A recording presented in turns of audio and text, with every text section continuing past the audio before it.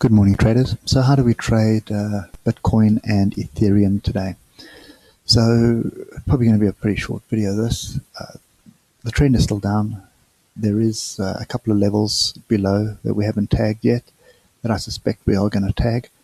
And for me, there is no entry for a long, and there is no entry for a short. It would be against my rules. So I can't go short when the oscillators are grouped at the bottom like this, because this is oversold territory. So for me, going short here is not a viable option. Okay, if you are short from this level up here, or even if you took a short from here, right now there's no reason to get out. We are coming into a Bollinger Squeeze, so something could happen either way, but there's no indication for an exit from a short at the moment. So, which basically means there's no indication for an entry long either.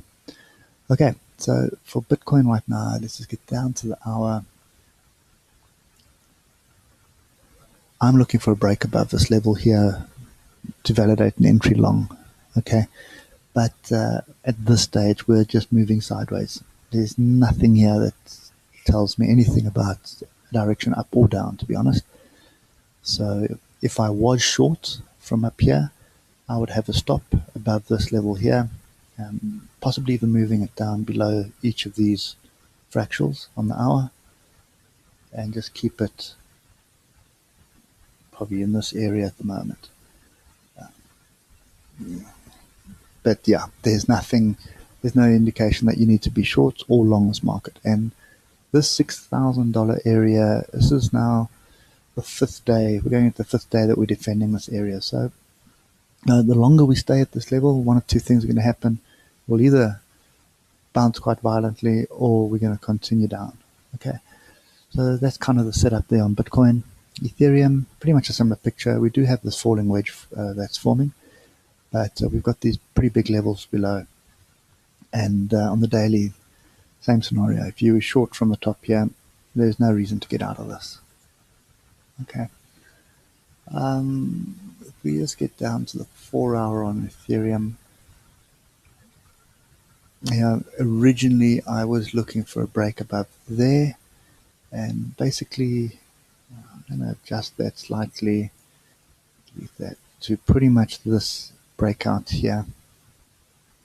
If we can get back above here on the 4 hour, because it coincides with the 20 moving average, I will look for a long entry.